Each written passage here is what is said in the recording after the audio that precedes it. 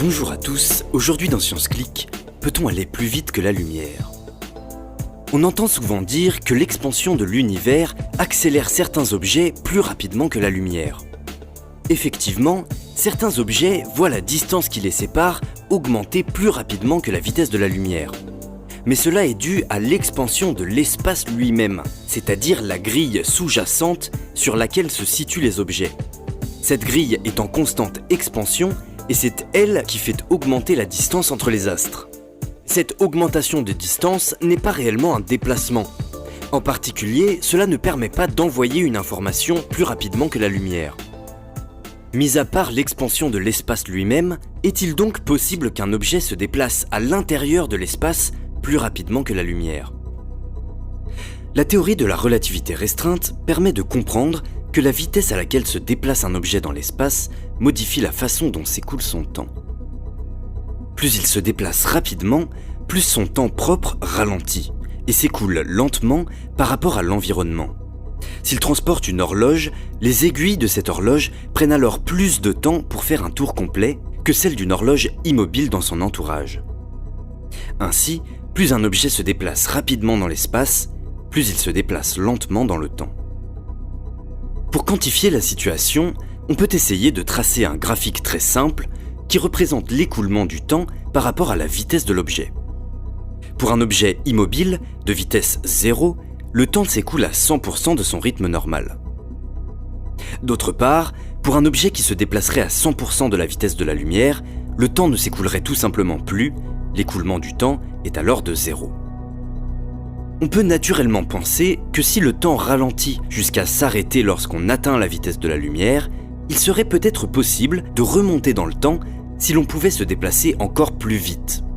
Plus on irait au-delà de la vitesse de la lumière, plus on remonterait rapidement dans le passé avec un écoulement du temps qui serait négatif. C'est une idée qui semble à première vue plausible et même très attractive. Cependant, elle se base sur une hypothèse très forte que l'on a postulée sans le préciser, c'est le fait d'avoir relié et prolongé les deux points par une ligne droite.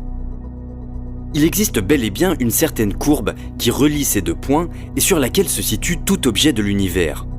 N'importe quelle forme de matière, n'importe quel objet se trouve sur cette courbe et dès lors qu'il se déplace à une certaine vitesse, son temps propre s'écoule forcément à un rythme qui est bien déterminé.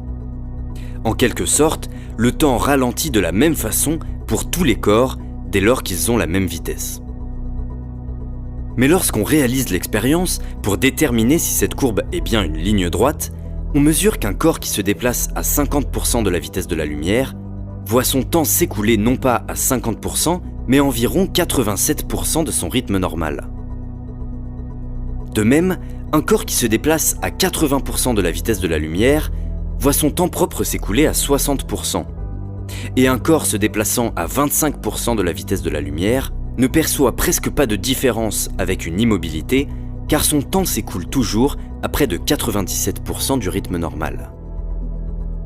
La courbe qui se dessine alors sous nos yeux n'est pas une ligne droite, mais plutôt un quart de cercle. Toute la matière contenue dans l'univers se situe quelque part sur ce quart de cercle.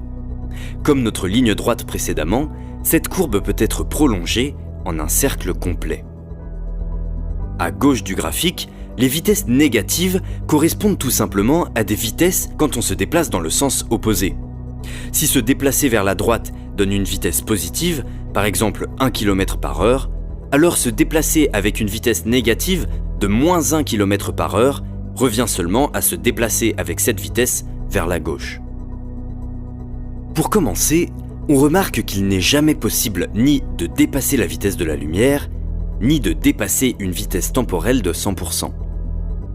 En effet, même pour un objet hypothétique qui remonterait dans le temps, c'est-à-dire avec un écoulement temporel négatif, il serait strictement impossible de dépasser la vitesse de la lumière, car tout objet est confiné sur ce cercle.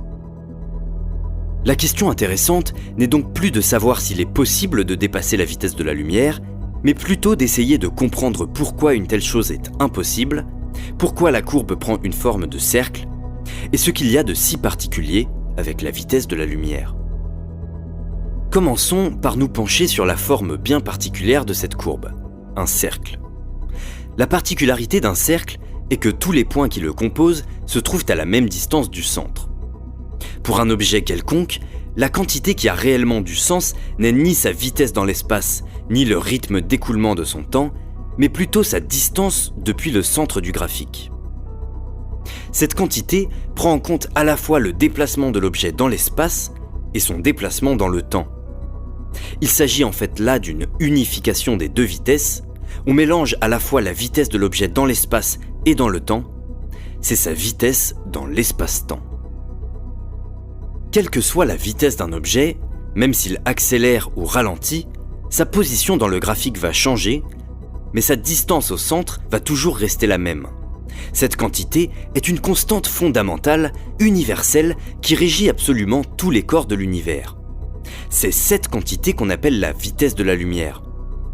Il est important de comprendre que la vitesse de la lumière est quelque chose de fondamental.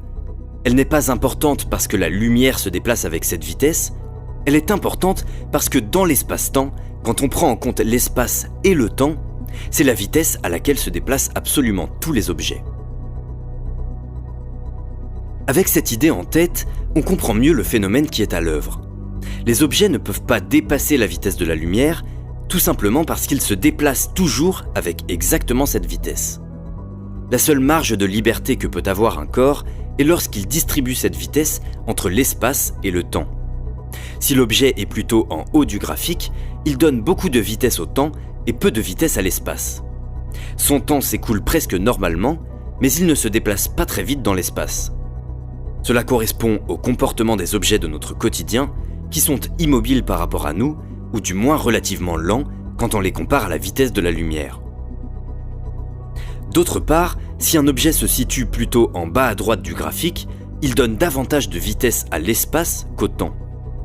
Les objets les plus rapides de l'univers se déplacent très vite dans l'espace, mais par conséquent très lentement dans le temps. Ils évoluent au ralenti par rapport à nous. Cela correspond en particulier à la lumière, qui est le cas extrême où toute la vitesse est donnée uniquement à l'espace. Une particule de lumière se déplace extrêmement vite, mais son temps ne s'écoule alors plus du tout. Si elle portait une horloge imaginaire, ses aiguilles resteraient immobiles. Un objet qui accélère n'augmente pas sa vitesse. Il va seulement la convertir d'une vitesse temporelle, qui le fait progresser dans le temps, en une vitesse spatiale, qui le fait avancer dans l'espace. Et vice-versa, un objet qui va ralentir convertit une partie de sa vitesse spatiale en vitesse temporelle. Globalement, sa vitesse dans l'espace-temps est restée constante. Il se déplace toujours à la vitesse de la lumière.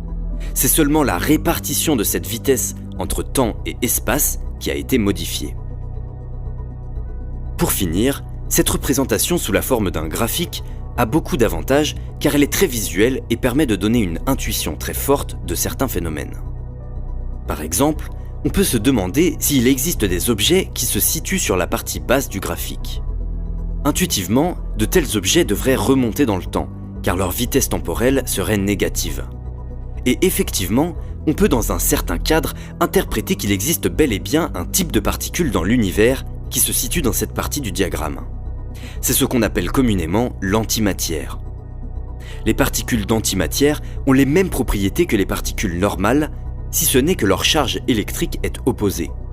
Elles sont en quelque sorte les symétriques des particules ordinaires. La partie haute du graphique est la partie où se trouve la matière ordinaire, tandis que la partie basse, son symétrique, est le monde de l'antimatière. Les particules de lumière, quant à elles, les photons, sont leurs propres symétriques, car elles se trouvent à l'extrême droite du diagramme. Le photon est donc sa propre antiparticule. Enfin, il faut quand même prendre quelques précautions car toute cette représentation n'est basée que sur le modèle de la relativité restreinte. Modèle qui n'est exact que dans le cas d'un univers vide, parfaitement plat. Dans la réalité, notre univers n'est pas plat. Il est parsemé d'étoiles et de planètes qui déforment en 4 dimensions la géométrie de l'espace-temps, et il faut alors utiliser la relativité générale. En relativité générale, la gravité n'existe pas. C'est seulement la courbure de l'espace-temps qui va naturellement convertir la vitesse temporelle des objets en vitesse spatiale. Si une pomme tombe d'un arbre alors qu'elle était au départ immobile, c'est parce que son écoulement dans le temps a été progressivement converti en vitesse vers le bas. Et ce, par la courbure spatio-temporelle engendrée par la masse de la Terre. Si on observe de loin un objet qui se trouve à côté d'un corps massif comme la Terre, le graphique qui lui est associé va alors se déformer. À proximité d'un trou noir notamment, le cercle se déforme tellement qu'il se réduit de plus en plus au fur et à mesure que l'objet se rapproche de l'horizon. Lorsqu'il finit par atteindre l'horizon des événements, le cercle est alors entièrement contracté, ce qui signifie que l'objet n'a alors plus aucune marge d'évolution. De notre point de vue, il reste figé, immobile à la surface du trou noir. Lorsqu'on les observe depuis un endroit éloigné, tous les objets qui tombent dans un trou noir finissent par se figer à sa surface. Pour un tel objet, ce phénomène n'est qu'une illusion. Pour lui, il est tout à fait possible de traverser l'horizon du trou noir et il continue progressivement sa chute vers la singularité centrale.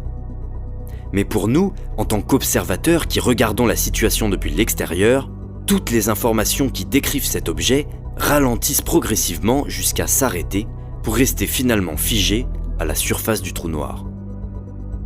L'une des conséquences les plus importantes de ce phénomène est que l'entropie d'un trou noir, c'est-à-dire en quelque sorte son information et sa température, est entièrement décrite et distribuée à sa surface.